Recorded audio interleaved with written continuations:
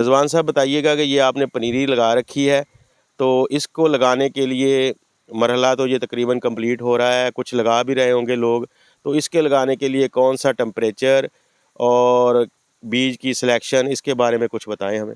السلام علیکم، میرا نام محمد رضوان ہے، میں کاشتکار ہوں ایک۔ تو اس کا میں آپ کو یہ بتا دوں کہ پیاز کا مرحلہ جو سب سے پہلے اس کا ہے بیج کا انتخاب، وہ اچھا آنا چاہیے۔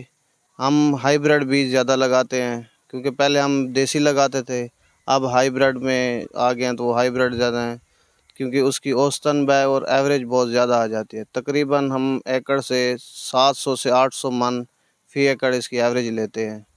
تو اس کے لیے ہمیں پہلے جو ہے وہ بیج اچھا لینا چاہیے، اس کے بعد ہم اس کا بیڈ نکال کے اس کے اوپر کھیلیاں نکال کے چھوٹی چھوٹی وہ لگا کے پھر اس کے اوپر لیبر سے ہم اس کو ایک ایک دانہ لگواتے ہیں۔